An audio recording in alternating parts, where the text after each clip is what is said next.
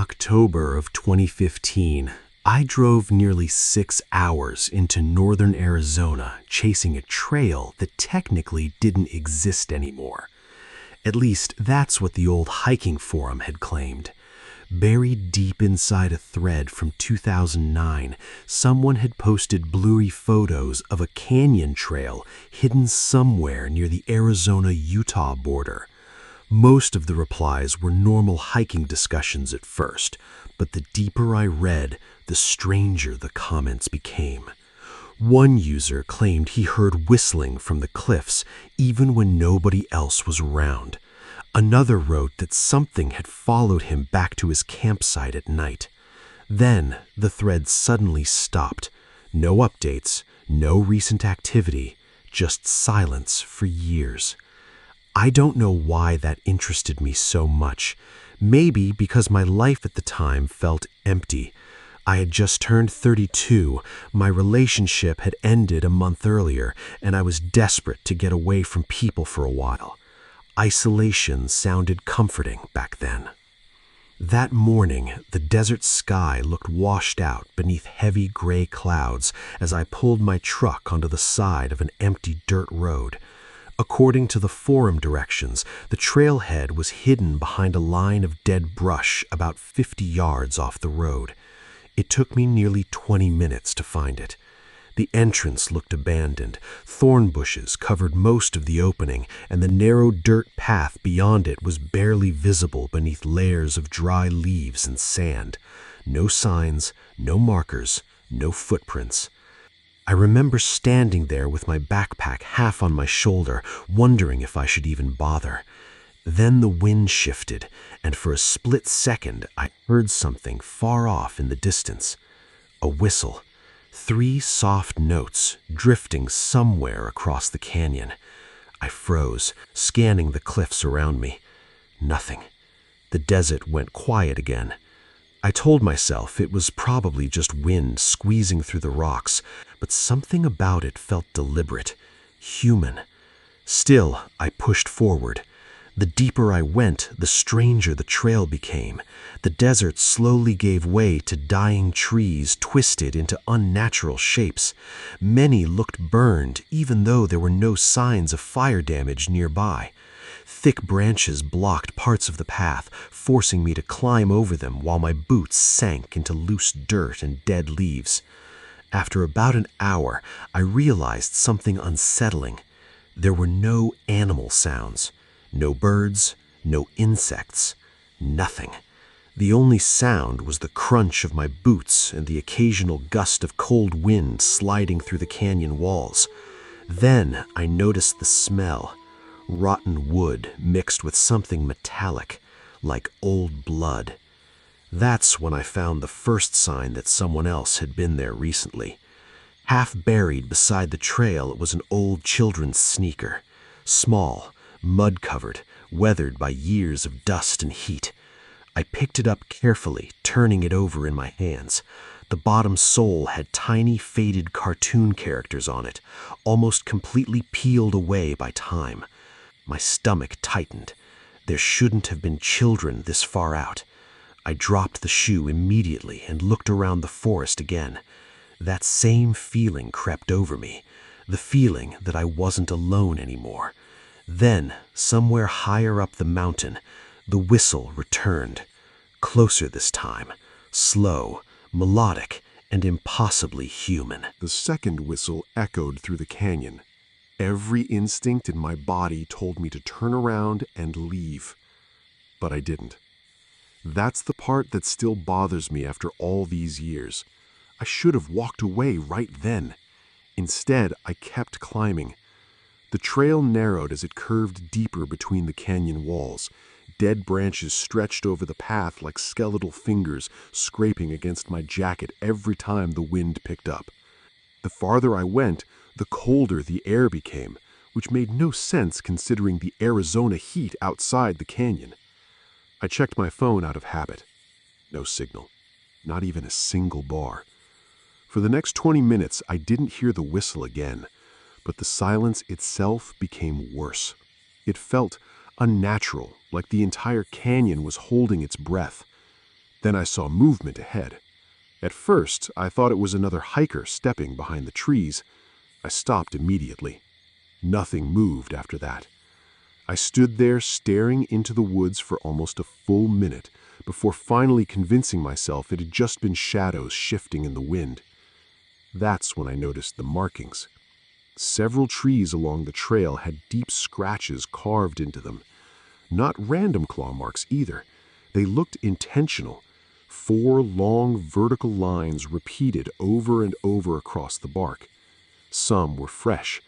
I ran my fingers across one of them and felt damp sap still leaking from the cuts. A strange uneasiness settled into my chest. Then I found something even worse. Up ahead, partially hidden beneath fallen branches, sat an old campsite, or what was left of one. A rusted fire pit surrounded by torn fabric, broken lantern glass, and mold-covered food containers scattered across the dirt. Judging by the condition of everything, the camp had been abandoned for years. But one thing looked recent. A folding chair beside the fire pit, still upright, facing directly towards the trees, as if someone had been sitting there watching the forest.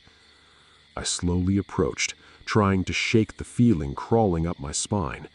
The closer I got, the more I realized the chair wasn't empty. Something had been tied to it. Rope hung loosely from the armrests, frayed at the ends. My stomach dropped. Before I could process what I was looking at, a sharp crack echoed somewhere behind me. I spun around instantly. The trees were motionless, but now I could feel it. That horrible sensation of being watched. Not imagined, not paranoia, real. Every hair on my arm stood up as I scanned the woods around me. Then, from somewhere beyond the trees to my right, a voice whispered my name.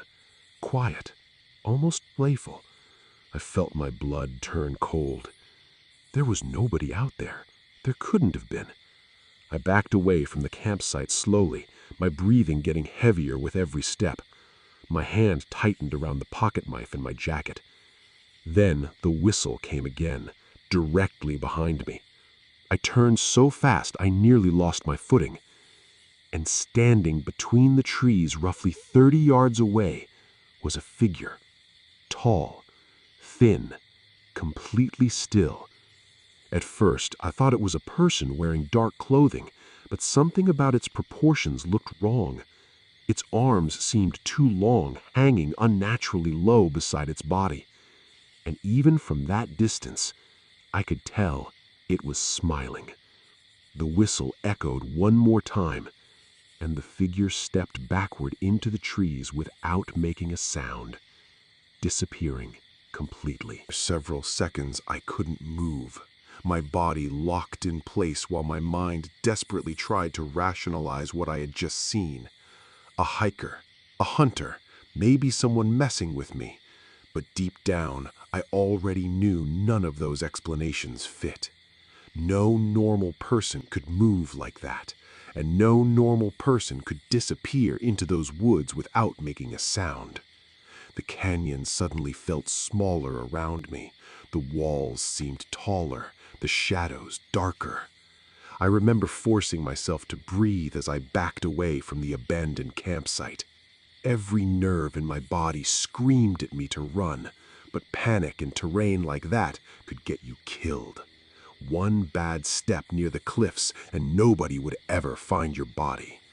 So I kept walking carefully, slowly, listening. At first there was only silence again. Then came another sound, not the whistle this time. Footsteps, soft crunches somewhere behind me, matching my pace. I stopped walking. The footsteps stopped too. A cold wave of fear rolled through my chest. I started moving again, faster this time, and within seconds the footsteps returned behind me, slow, patient, like whoever or whatever it was had no fear of being discovered. I finally spun around and shouted, "Who's there?" Nothing answered, only wind. But then I noticed something moving higher up along the cliffs to my left. A shape, crawling, not climbing, crawling. Its movements were wrong, fast, jerking, almost spider-like as it slipped between rocks and dead trees before vanishing again. That was enough for me. I turned and pushed ahead through the trail as quickly as I could. The path eventually opened into a narrow valley hidden between the canyon walls. The air down there felt strangely damp compared to the dry desert outside. Thick, overgrown bushes covered most of the ground, and twisted dead trees blocked the sunlight overhead. That's when I saw the structure. At first glance, it looked like debris piled together after a storm, but the closer I got, the more it appeared organized. Large branches had been woven together into some kind of shelter. Bones hung from the sides, tied together with thin strips of cloth that fluttered gently in the wind. Animal bones. At least I hoped they were animal bones. A horrible smell filled the air around it, rotting meat mixed with wet dirt. I covered my nose immediately and took a step backward. Then I noticed something inside the structure. A backpack, half buried beneath sticks and dirt. Human. My pulse started pounding in my ears. The bag looked old and sun-bleached, but attached to the zipper was a tiny keychain shaped like a cartoon rabbit. For some reason, that detail disturbed me more than anything else. I carefully crouched beside the opening and used a stick to pull the backpack closer. The zipper was already partially open. Inside were dirty clothes, an empty water bottle, and a small handheld camcorder. My hands trembled as I picked it up. The battery indicator blinked red when I pressed the power button. Still working. Static filled the tiny screen for a moment before grainy footage appeared. A man was filming himself hiking through the exact same canyon. He looked exhausted, terrified. "I think something's following me," he whispered into the camera. The footage shook violently as he looked over his shoulder. Then, faintly in the background, a whistle. The same 3 notes. The man, breathing heavily now, started moving faster through the canyon while repeatedly muttering, "It's not an animal, it's not an animal." Suddenly, the footage jolted sideways, the cameraman froze, and there, standing between the trees behind him, was a massive goat, motionless, watching him. The video distorted violently with static, but just before the screen cut black completely, the goat smiled. The screen went black. For a moment, I just sat there staring at my own reflection in the camcorder display while my heartbeat pounded in my ears. The canyon around me suddenly felt alive, not with movement, with presence. Like something nearby knew I had seen the footage. A cold gust of wind swept through the valley, rattling the hanging bones around the strange shelter.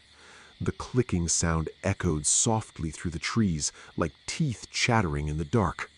I shoved the camcorder into my backpack immediately. Every instinct told me to leave.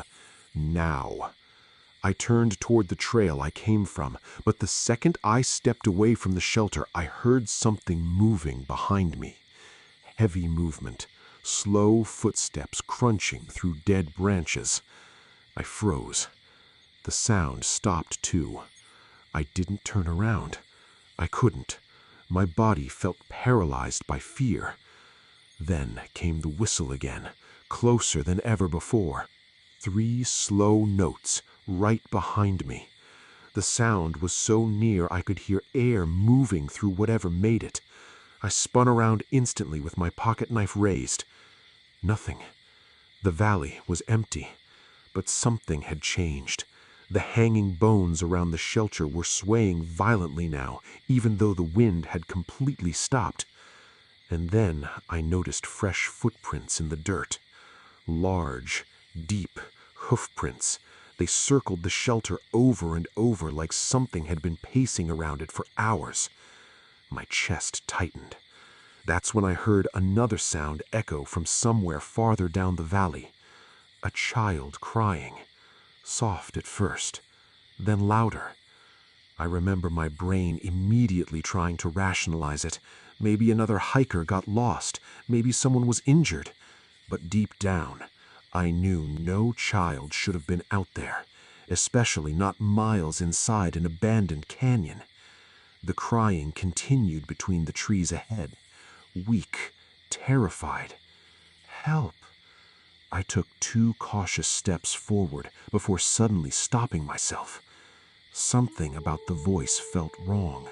Not fake exactly, delayed, like someone mimicking what fear sounded like without understanding it completely. The crying stopped abruptly. Silence returned for several seconds. Then the voice whispered my name. Every muscle in my body locked up. There was no possible way anyone out there should have known my name.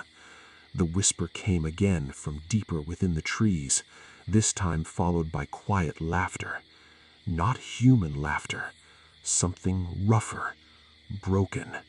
I backed away slowly, unable to take my eyes off the dark forest ahead.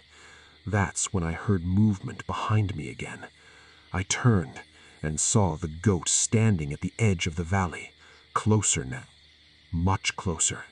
Its body looked horribly unnatural in the fading evening light. Its legs bent at strange angles, and patches of missing fur exposed dark gray skin underneath. But the eyes were the worst part. Human eyes, focused directly at me. The creature slowly tilted its head sideways while staring at me without blinking. Then its mouth opened, far wider than it should have been able to, and in a perfectly human voice, it said, "Don't leave yet." The knife slipped from my hand, and the creature smiled. The moment that thing spoke, something inside me broke. Every logical thought disappeared. I turned and ran blindly through the canyon. Branches tore across my face as I pushed through the overgrown trail. Rocks shifted beneath my boots, nearly sending me tumbling down the slope several times, but I didn't stop. Behind me, I could hear movement crashing through the trees. Fast, too fast, and every few seconds, that whistle. Sometimes close, sometimes far away, like it was circling me.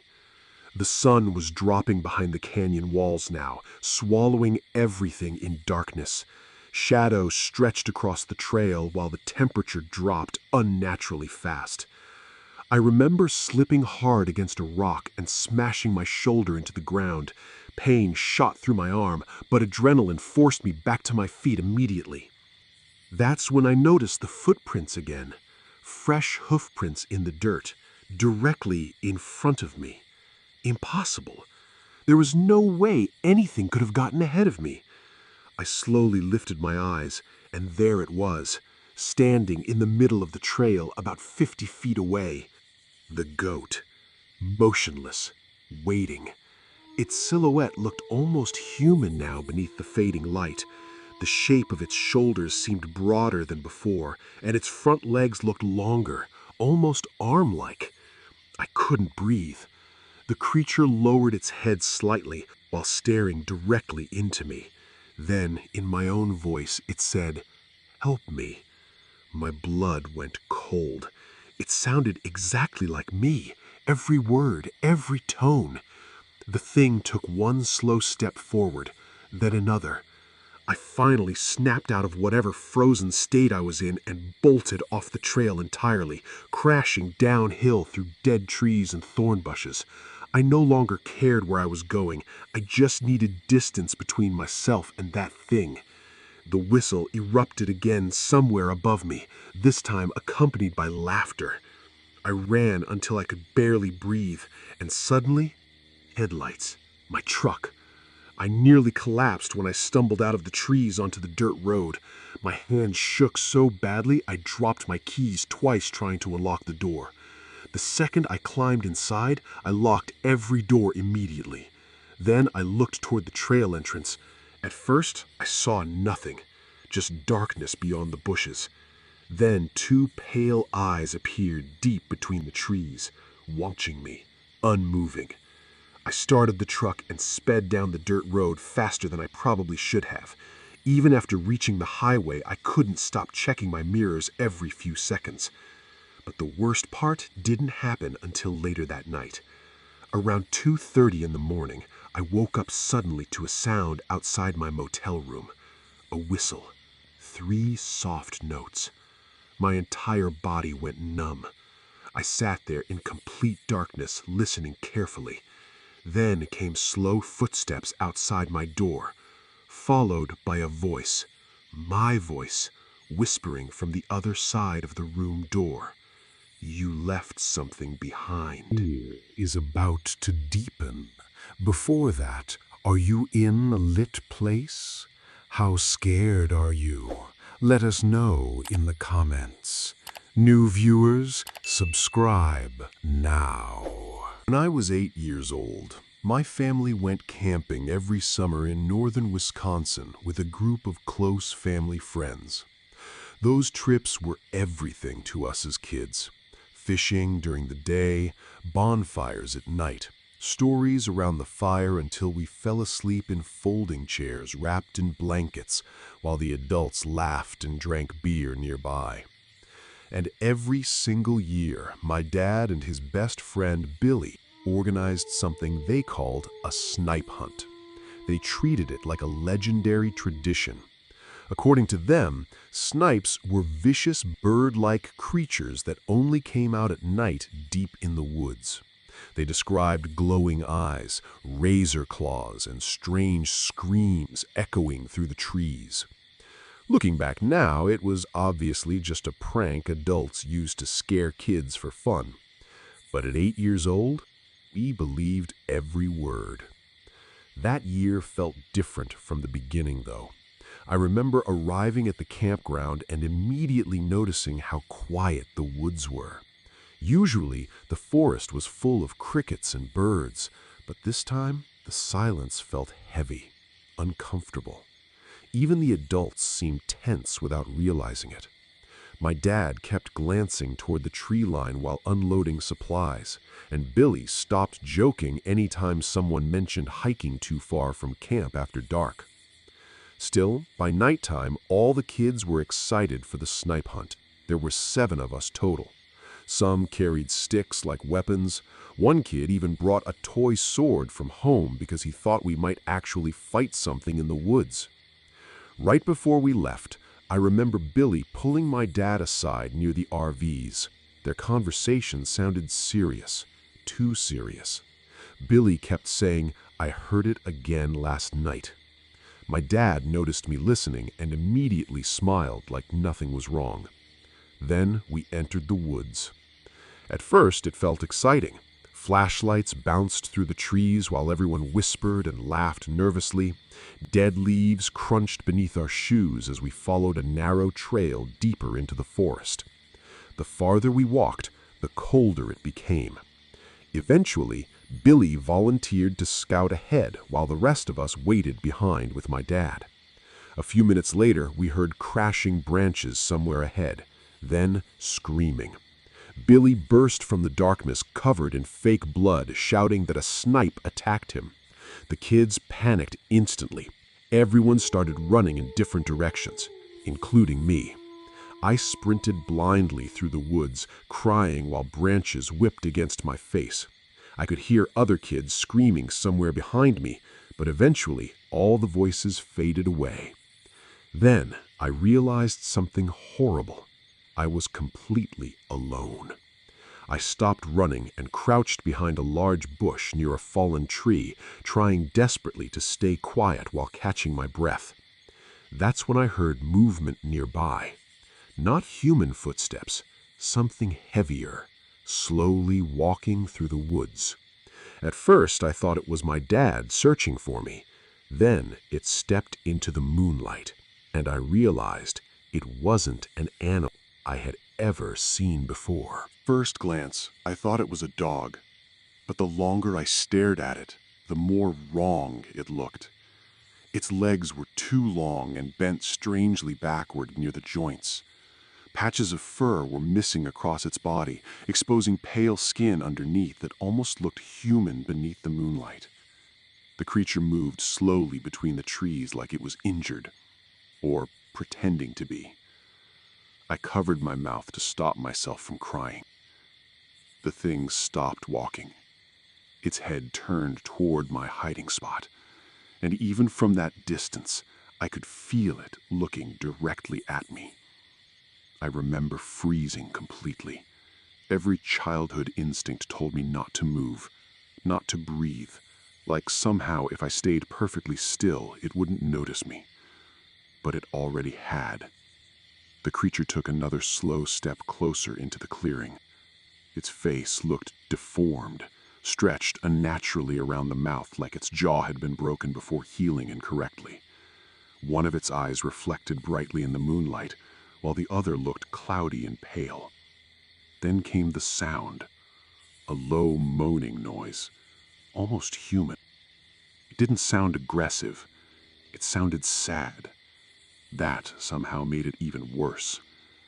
The creature tilted its head while staring at the bush I was hiding in. I remember feeling this overwhelming sense of dread wash over me so strongly that I almost couldn't think anymore. Then suddenly, another voice called my name from deeper in the forest. My father. "Ethan!" The creature instantly snapped its head toward the sound. That's when I saw its posture change completely. Its body stiffened, almost irritated. Then it looked back at me one final time before quietly stepping backward between the trees and disappearing. Not running, not turning around, just fading into the darkness. A few seconds later, my dad burst through the woods holding a flashlight. His face looked panicked when he found me curled beneath the bush. He grabbed me immediately. "Jesus Christ, Ethan, don't ever run off like that again." I could barely speak through the tears. "There's something out there," I whispered. My dad's expression changed instantly. Not confused, not amused. Fear. Real fear.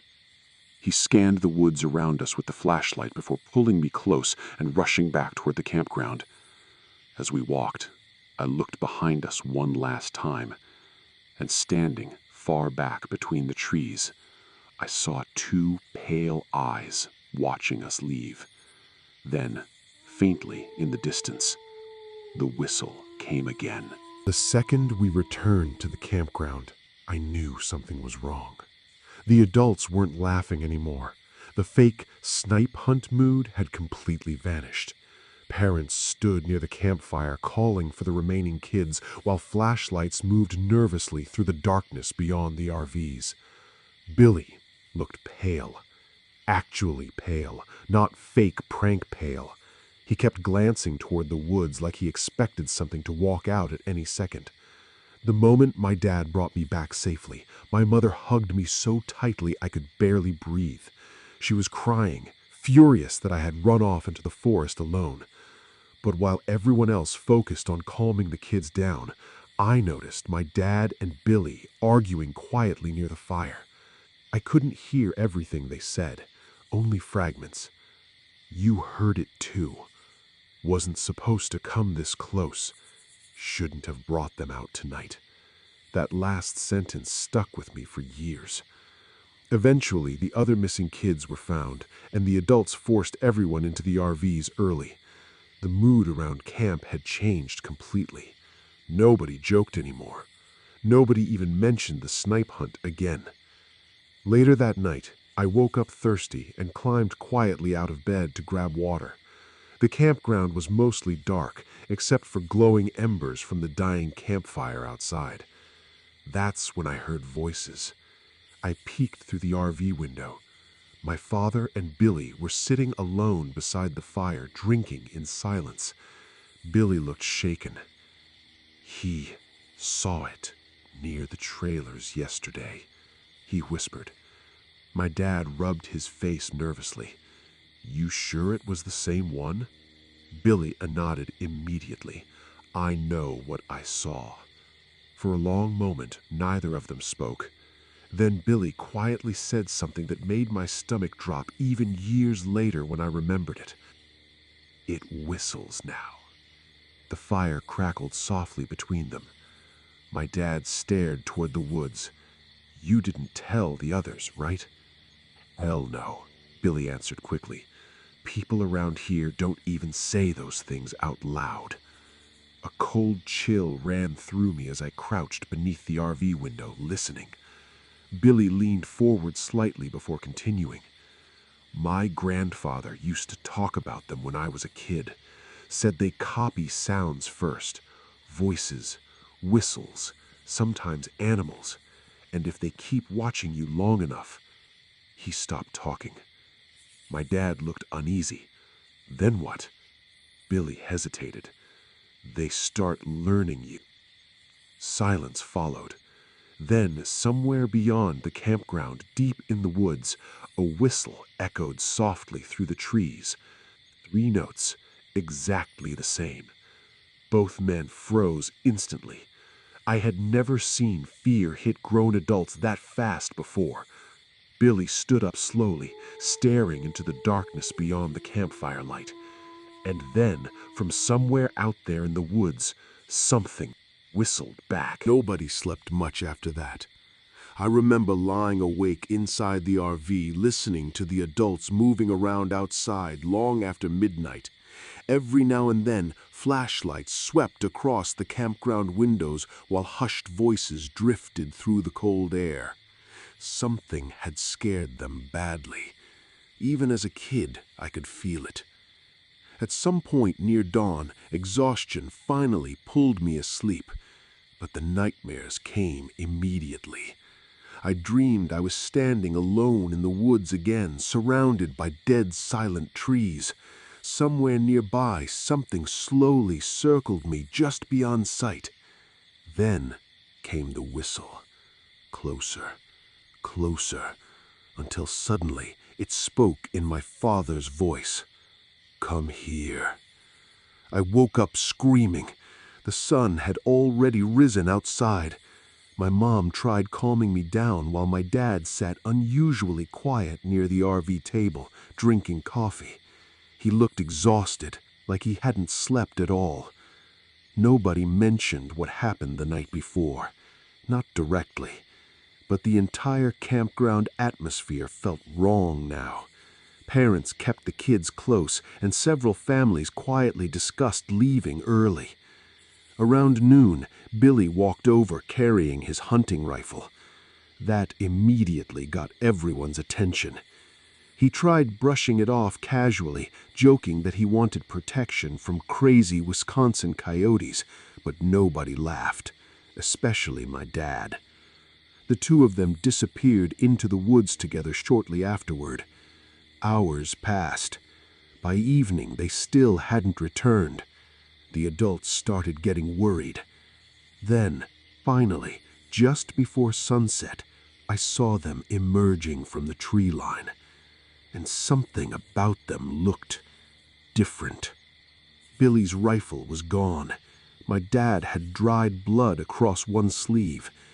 The second they returned, the adults gathered around demanding answers, but both men avoided the questions completely. "It's handled," my dad said flatly, but Billy looked terrified. That night, the campground felt suffocatingly tense. Nobody sat around the fire. Nobody told stories. Everyone stayed close to their RVs while darkness swallowed the forest around us. Sometime after midnight, I heard scratching beneath the trailer. Soft at first, then louder. Scrape, scrape. I sat up slowly in bed while my younger sister slept beside me. The scratching continued directly underneath us. Then came breathing, heavy breathing. I quietly climbed toward the RV window and peeked outside. At first, I saw only darkness beneath the trees, then movement. Something tall stood near the edge of camp beside the woods, watching the trailers. Its body looked unnaturally thin beneath the moonlight. and beside it stood a deer, but not normal deer. This one stood completely still, facing the campground, with pale eyes reflecting white in the darkness. The tall figure slowly turned its head toward our RV window, and even from that distance, I knew it could see me. Then the whistle came again, not from the trees this time, from directly beneath the trailer. The whistle beneath the trailer lasted only a few seconds, but it felt long enough to stop my heart. I stumbled backward from the RV window so fast I hit the small kitchen table behind me, knocking over a cup onto the floor. The noise woke my mother instantly. "What happened?" I couldn't answer. I just pointed toward the window with shaking hands. My dad was already awake. The moment he looked outside, his expression changed completely. He moved fast after that, too fast. He grabbed the flashlight near the door and quietly told my mother to keep the curtains closed no matter what happened outside. Then he stepped out of the trailer alone. I rushed back to the window despite my mom yelling at me to stay away. Outside, the campground looked frozen in fear. Several RV lights had turned on now. Adults stood near their doors whispering nervously while scanning the woods with flashlights. My father slowly approached the underside of our trailer. The scratching had stopped. Everything was silent again. Then Billy suddenly appeared from another RV, carrying a revolver in one hand. "Don't go near it," he warned. My dad ignored him. He crouched slightly and pointed the flashlight beneath the trailer. For a second, nothing happened. Then my father staggered backwards so violently he nearly fell. I'll never forget the look on his face, pure terror. Billy immediately raised the revolver. "What did you see?" My father didn't answer right away. He just kept staring beneath the RV, like his brain couldn't process what was there. Finally, barely above a whisper, he said, "It smiled at me." A cold wave moved through the campground. Nobody spoke, nobody moved. Then, suddenly, something darted out from beneath the trailer, fast, far too fast to understand clearly. Women screamed while people stumbled backward across the gravel. Flashlights whipped wildly through the darkness as the thing disappeared between the RVs toward the woods. But I saw enough. It moved on all fours, its limbs bent wrong, and its face looked almost human. Billy fired 2 shots into the darkness. The gunshots exploded through the campground, followed by silence. Then came distant movement deeper in the woods, branches snapping, leaves crunching, something large circling beyond the tree line. And then, whistling. Not one whistle, several, different directions, different distances, like multiple things were answering each other in the forest. The campground erupted in panic. Families started throwing supplies into vehicles while engines roared to life around us. My mother was crying while helping my little sister into the RV. But my father stood frozen near the woods, listening. Billy grabbed his shoulder hard. "We leave now." My dad nodded slowly without taking his eyes off the trees. As our RV finally pulled away from the campground, I looked back through the rear window one last time. Between the trees at the forest edge, I saw them standing together. The tall figure, the pale-eyed deer, and something lower to the ground beside them. Something smiling. Then, just before the woods disappeared behind us, every single one of them whistled at the same time. Fear is about to deepen. Before that, are you in a lit place? How scared are you? Let us know in the comments. New viewers, Subscribe now. 15 years passed before I heard the whistle again. By then, I had a wife, 2 children, and a quiet life hidden deep in the forests of Western Canada. Most people would have hated living that isolated, but after everything that happened in Wisconsin, distance from crowded cities felt comforting to me. The cabin sat miles away from the nearest paved road, surrounded by endless pine forest and frozen hills. Peaceful. At least, that's what I kept telling myself. Over time, the memories from that campground faded into something that almost felt unreal. Childhood fear, nightmares, stories exaggerated by trauma. That's what I wanted to believe. And for years, life stayed normal. My children grew up exploring the woods around the cabin while my wife kept a small vegetable garden near the tree line. We traded supplies with a few nearby families living in cabins scattered throughout the forest. Simple life, quiet life, until the animals started acting strange. It began during the first week of November. One night, around midnight, our cattle suddenly panicked outside. Loud crashing echoed through the field while frightened animals slammed against the fences. I stepped out onto the porch with a flashlight, expecting to find wolves nearby. Instead, I saw a deer standing near the edge of the woods, motionless, watching the cabin. At first, nothing about it seemed unusual, except for how unnaturally still it stood. The cattle had crowded together at the opposite end of the field, trembling violently. The deer never moved, not even once. Cold air drifted across the property while I stared at it from the porch. Then, slowly, the deer tilted its head sideways. My stomach tightened instantly. Something about that movement triggered an old fear buried deep in my memory, a memory I hadn't thought about in years. The whistle. I quickly turned off the flashlight and stepped back inside, locking the door behind me. "What's wrong?" my wife asked from the kitchen. "Probably just a deer," I answered too quickly. But deep down, I already knew it wasn't. That night, I barely slept. Around 3 a.m., I woke to a sound outside the cabin. Soft scraping, like something dragging across the walls. Scrape, scrape, slowly circling the house. My chest tightened immediately. The sound continued beneath the bedroom window before disappearing toward the back of the cabin. Then came footsteps, heavy, deliberate.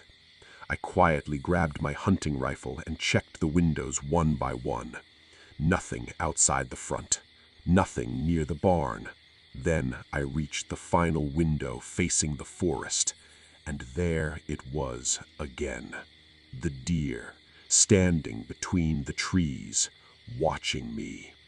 The moonlight illuminated its face just enough for me to see the eyes, white around the irises. Small pupils, almost human. A horrible realization settled over me as memories from Wisconsin came flooding back all at once.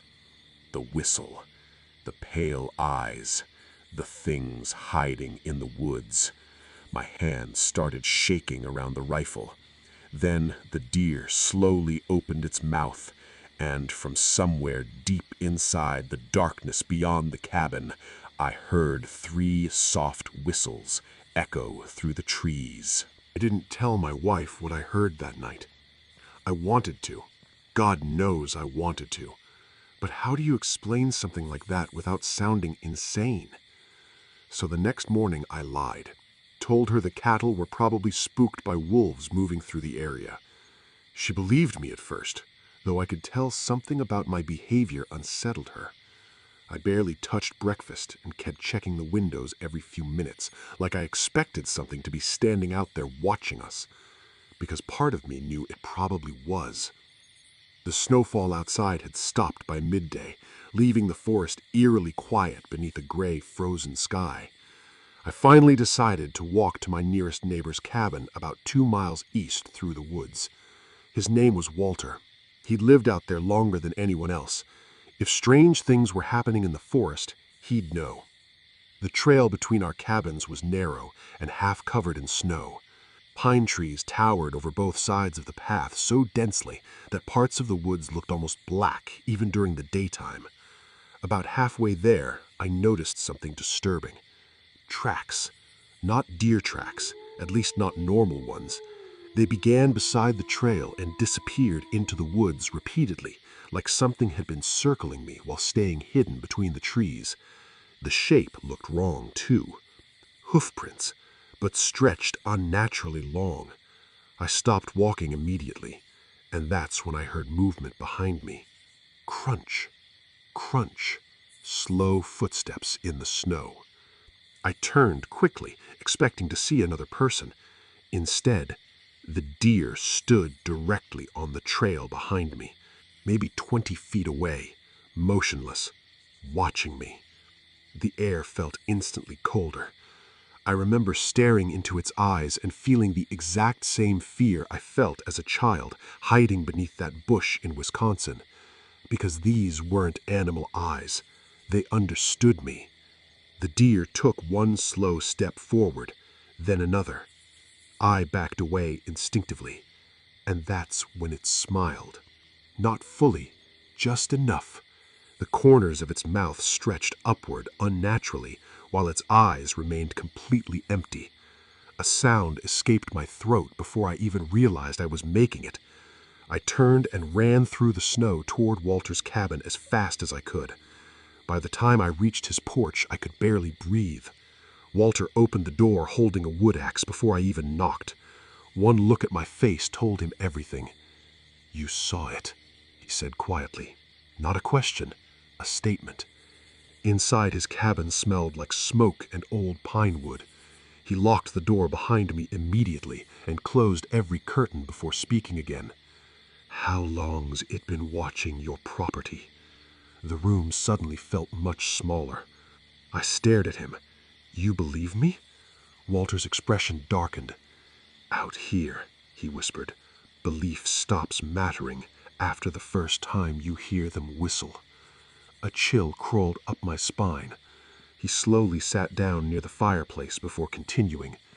"There are things in these woods that wear shapes like clothing. Deer, coyotes, sometimes people." I remembered the creature outside the trailer in Wisconsin, the thing in Arizona, the voice mimicking me. Walter leaned closer. "And once they learn your face, they don't stop." Silence filled the cabin for several seconds. Then, from somewhere outside, came 3 soft whistles, right beside the house. Walter's face went pale instantly, and for the first time since I arrived, I saw genuine fear in his eyes. The whistle came again. Closer this time, not from deep in the forest, from directly outside Walter's cabin. Neither of us moved. The fire crackled softly between us while the sound faded back into silence. I could hear my own heartbeat pounding in my ears as Walter slowly reached beside his chair and grabbed the rifle leaning against the wall. His hands were shaking. That terrified me more than anything else. Walter had lived out there for over 30 years. The man hunted bears alone during winter storms and once stitched his own arm shut after an axe accident. And now he looked scared to even breathe. Another sound drifted outside. Footsteps. Slow crunches moving through the snow around the cabin, circling us. Walter quietly motioned for me to stay silent while he approached the nearest window. He didn't pull the curtain aside completely, just enough to peek through the corner. The color immediately drained from his face. "It's here," he whispered. My chest tightened. "What do you see?" Walter didn't answer right away. Then, quietly, it brought another one. A cold wave rushed through my body. He stepped away from the window quickly, like he didn't want whatever stood outside seeing him. Then came a new sound, a voice, my wife's voice. "Ethan?" I froze instantly. The sound came from outside the cabin near the trees, soft, worried. "Ethan? Are you out there?" My brain immediately screamed that something was wrong. My wife should have been back at our cabin miles away with the kids. Walter grabbed my arm before I could move. "Don't answer it." The voice came again, closer now. "Please." Tears nearly filled my eyes hearing it. It sounded exactly like her, every detail perfect. Then another voice joined in from farther away. "My daughter." "Dad?" I felt genuine panic hit me. Walter tightened his grip on my arm. "That's not your family." The footsteps outside stopped moving. Silence settled around the cabin for several long seconds. Then, slowly, something tapped against the window. Tap, tap, tap. Walter backed away immediately, but I couldn't stop staring. A shadow moved behind the curtain. Tall, thin, its shape distorted strangely against the frosted glass, like its limbs bent the wrong way. Then came the whistle again, right outside the window. 3 soft notes, followed by laughter. Low, broken, almost human.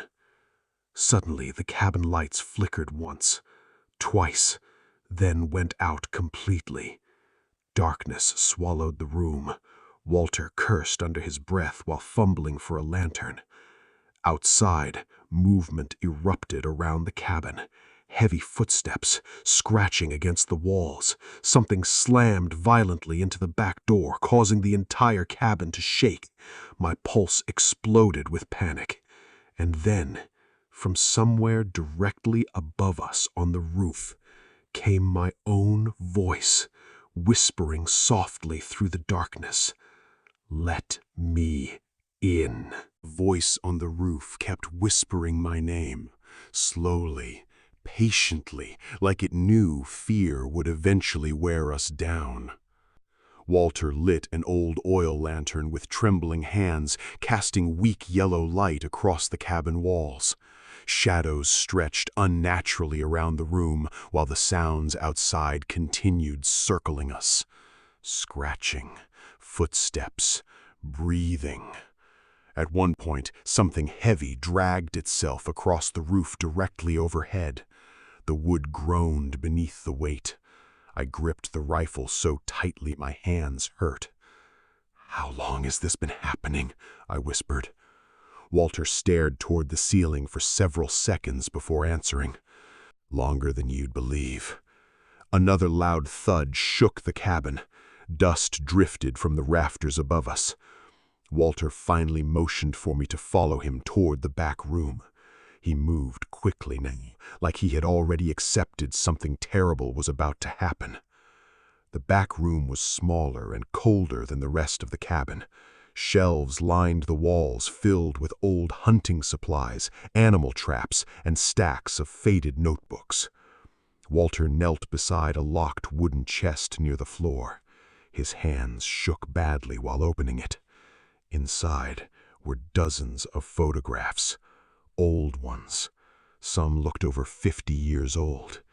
He handed me the first picture, a family standing outside a cabin somewhere in the snow. Normal at first glance, until I noticed the figure standing between the trees behind them. Tall, thin, watching. The next photograph showed livestock torn apart near a frozen field. Another showed massive hoofprints surrounding a campsite. Then I saw the final photo, and my blood went cold. It was taken at the Wisconsin campground from my childhood.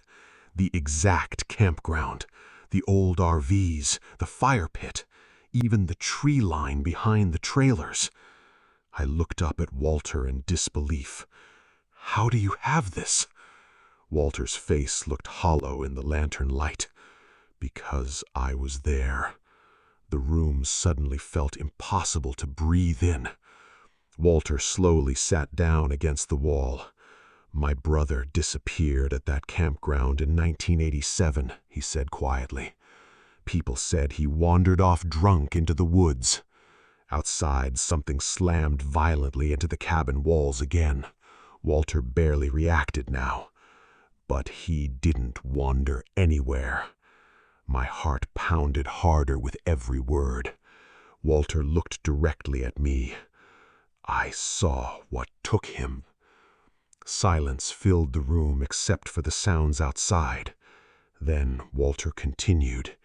It follows certain people, watches families for years sometimes, learns their voices, their habits. The lantern flickered weakly beside us. And once it chooses you, he stopped speaking. A slow creaking sound came from the hallway outside the room. Footsteps inside the cabin. Walter's eyes widened instantly. That's impossible, I whispered. But deep down, I already knew it wasn't. The footsteps moved slowly toward the back room, one step at a time. Then came the whistle. Not outside anymore. Inside the house, directly beyond the doorway. Walter quietly raised the rifle toward the dark hallway. The footsteps stopped. For one horrible second, complete silence filled the cabin. Then my daughter's voice whispered from the darkness. "Dad, why did you leave us alone?" Second I heard my daughter's voice inside that hallway, instinct nearly took over. Every part of me wanted to run toward her, protect her, but Walter grabbed my arm hard enough to hurt. "That isn't your child," he whispered. The hallway outside the room remained completely dark, except for weak lantern light spilling across the wooden floorboards. Then came another sound. Crying. My son this time. "Dad, please!" The voice trembled exactly the way his real voice did whenever he got scared. Perfect. Too perfect. Tears burned in my eyes before anger finally pushed through the fear. Whatever this thing was, it had been watching my family, learning us. For how long? Walter slowly cocked the rifle beside me. The sound echoed loudly through the cabin. Everything outside went silent immediately. No footsteps, no scratching, nothing. Then the voice in the hallway changed, not into something monstrous, something worse. My own voice answered back from the darkness. Calm, cold. "You brought it here." A chill ripped through my body. Walter aimed the rifle toward the doorway with shaking hands. Then finally, something stepped into the lantern light. At first, my brain refused to process what I was seeing. The creature stood unnaturally tall, nearly bending beneath the cabin's ceiling. Its body looked thin and stretched beneath patches of gray fur and exposed skin. Deer antlers twisted from the top of its skull at impossible angles, while its arms hung too long beside its body. But the face kept changing. One second it resembled a deer, the next something almost human. Then, briefly, me. I stumbled backward in horror. The creature smiled slowly using my own face. "You remember me now," it whispered. That voice, the whistle, the campground, Arizona. Everything crashed together in my head at once. This was the same thing, or one of them. Walter fired first. The rifle blast exploded through the cabin and struck the creature directly in the chest. It didn't even flinch. Instead, the thing tilted its head slightly while staring at Walter almost curiously. Then it moved, faster than anything I'd ever seen. One second it stood across the room. The next, Walter hit the wall so violently the lantern shattered beside him, plunging half the cabin into darkness. I grabbed the fallen axe near the fireplace and swung blindly as the creature turned toward me. The blade connected with something solid. The creature screamed, not an animal scream, human. Dozens of human voices shrieking together at once. The cabin lights suddenly burst back on. For one horrifying second, I saw its true shape clearly. Bones shifting beneath skin, multiple eyes opening across its face, mouth stretching impossibly wide. Then it fled, crashing through the cabin wall into the snowy forest beyond. Silence followed instantly. I rushed toward Walter. Blood covered the floor beneath him. His breathing sounded weak. He grabbed my jacket before I could speak. "Listen carefully," he whispered painfully. His terrified eyes locked onto mine. "It doesn't hunt places," he coughed blood. "It hunts people." The forest outside had gone silent again. Too silent. Walter's grip weakened slowly. Then finally, barely above a whisper, he said, "If you hear whistling again." He stopped breathing before finishing the sentence. I buried Walter 3 days later beside the frozen tree line behind his cabin. My wife and children never understood why we left Canada immediately afterwards. I never told them the truth. But sometimes, late at night, no matter where we move, I still hear it. 3 soft whistles outside the house, always distant, always watching. And last week, my son asked me a question that nearly stopped my heart.